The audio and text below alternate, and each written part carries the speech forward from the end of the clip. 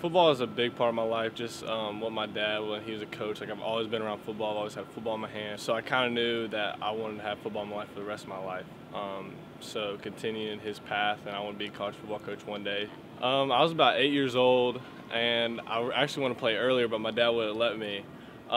He knew I loved the sport, so he finally let me come out and try and play football. When the Charlotte 49ers football program began in 2013, Phil Ratliff was one of the first hires, and he became a crucial role in the program. Tragically, he passed away in 2015, and since then, the family has stayed involved. You know, I didn't know if he would want to come here. I didn't know if he would want to come play where his dad coached. I didn't know if he would want to go back to Marshall or stay close here, but not be here at Charlotte. So when he decided to come, it was really exciting for me because I've known him since he was a really young boy, and so he's just a dynamic kid. He's a really good player, and so I'm really looking forward to his future in football. While Dylan is hoping to follow in his dad's footsteps, he has big shoes to fill. Head coach Brad Lambert had the opportunity to both work with Phil as a player and as a colleague. Charlotte's offensive line coach Chris Selfo had the opportunity to coach Phil while at Marshall. He's probably one of the most competitive and toughest guys I've ever coached on any level. He was like a son to me, and you know, he was someone that I felt like as a player was one of the best players I've ever coached, and I really felt like I helped him get into coaching and mentored him, and just someone that I loved.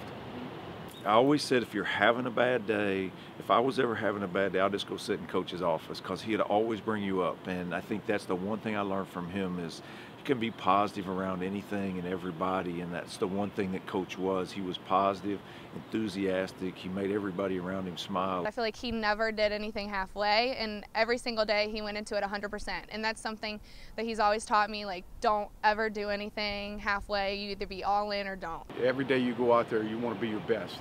And that's one thing I try to explain to players even to this day. Every day you have to win, and that's something he always did. Every day's the same for Phil. He was on fire every day. He had an electric personality. He can light up any room that he went into.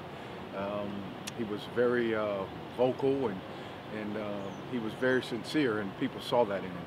He's a guy that everybody loved, and he was just a lot of fun. Every day you knew what was walking through the door. He was just a high energy, highly enthusiastic guy, and that's the way he coached and that's the way he played. I can't tell you how many people I hear say that he was the greatest person that they've ever met, or he was so nice, or he did this for them or that for them, and it was probably things he didn't even realize that he was affecting them. For both Coach Selfo and Dylan, their journey has come full circle. Well, it come full circle for me, being here and being in the office that he had, and me being late in my career, and he was early in his career, and you know, I think about him quite often, and to know where he would have been and his accomplishments in his life. I know God called him home, but I think you know, he would have been as successful as any person I've ever been around. The way my dad raised me is go out and attack every day like it's your last day. And that's just me growing up, and that's just how my mindset is, so there's nothing really changing about that. Hopefully I'm making him proud, and just the way he's raised me, I'm just keep on pushing, making him proud.